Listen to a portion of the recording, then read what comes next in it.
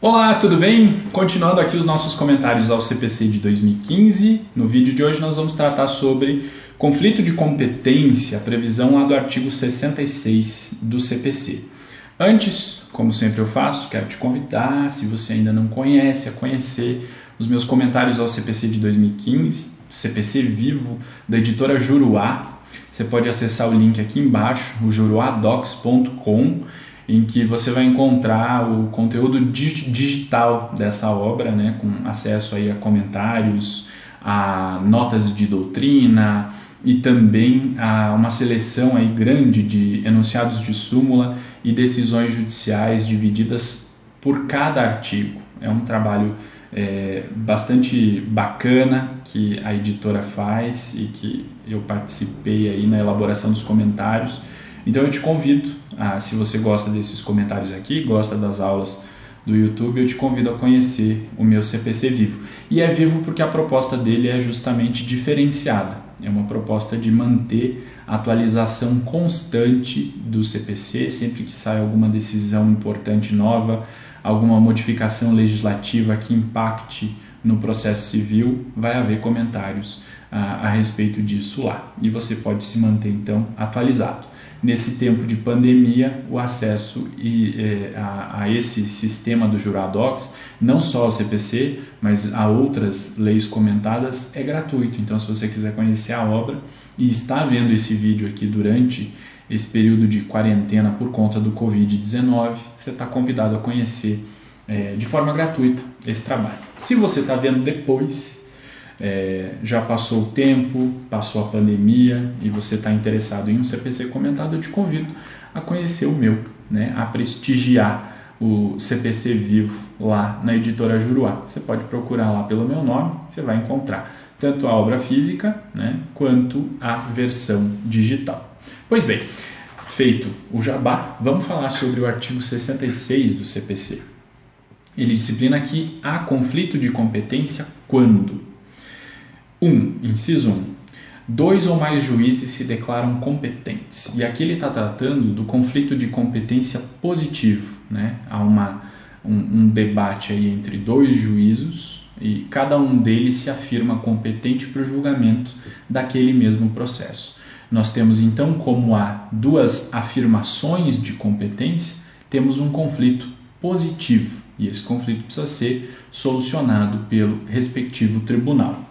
O 66, inciso 2, trata do chamado conflito negativo de competência, que acontece quando 2 ou mais juízes se consideram incompetentes, atribuindo um ao outro a competência. Então pode acontecer de a ação ser originariamente proposta perante um juízo, este juízo se declara incompetente e determina a remessa para outro juízo.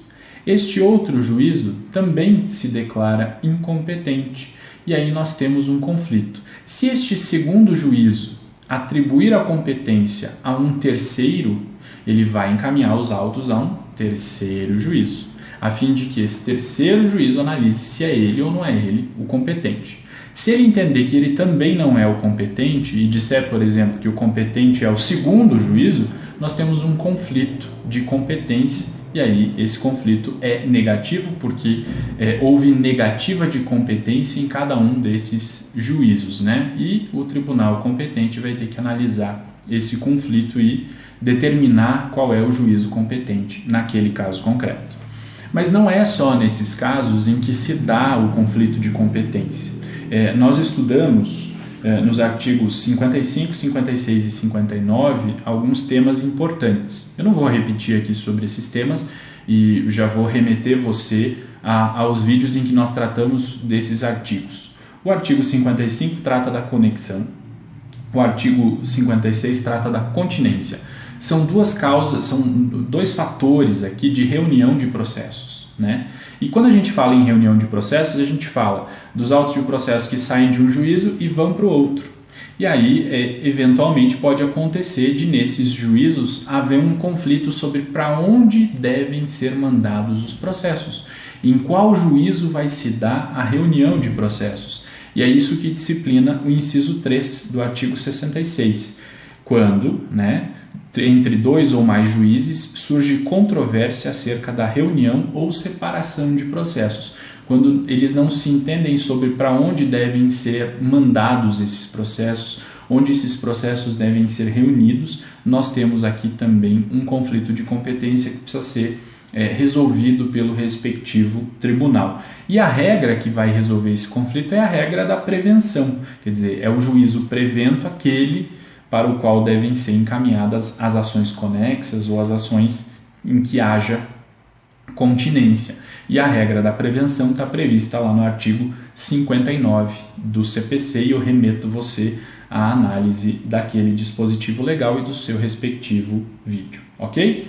O parágrafo único, para finalizar, disciplina que o juiz que não acolher a competência declinada deverá suscitar o conflito, salvo se a atribuir a outro juízo.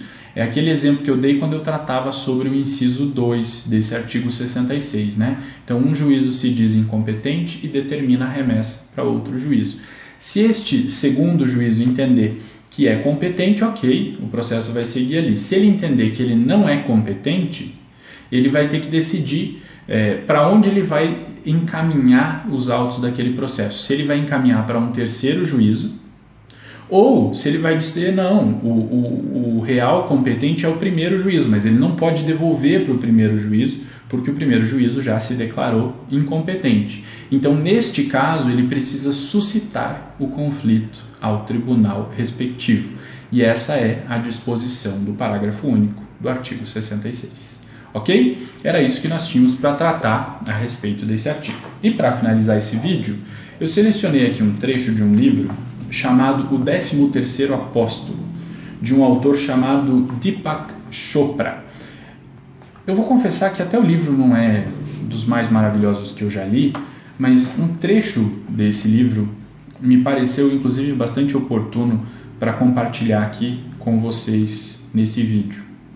E esse trecho diz o seguinte: para ver Deus como uma realidade, é preciso começar do ponto zero, onde não haja fé em nada. É assustador, mas totalmente necessário. No ponto zero, toda ideia falsa sobre Deus foi abandonada. Você grita com toda a força: mostre-me como realmente é. Não quero mais saber de falsidades. Ou se mostra, ou estou perdido. Quando você consegue dizer isso, Deus o escuta. Ele sabe que a sua busca pela verdade é séria. Se Deus é verdade, ele não tem escolha a não ser se revelar para você. E com isso, com esse trecho do livro 13º Apóstolo, eu encerro o vídeo de hoje e te convido a acompanhar os vídeos aqui do canal, que em breve nós continuaremos a postar os vídeos aí com comentários ao CPC de 2015 e sobre outros assuntos também. Até mais.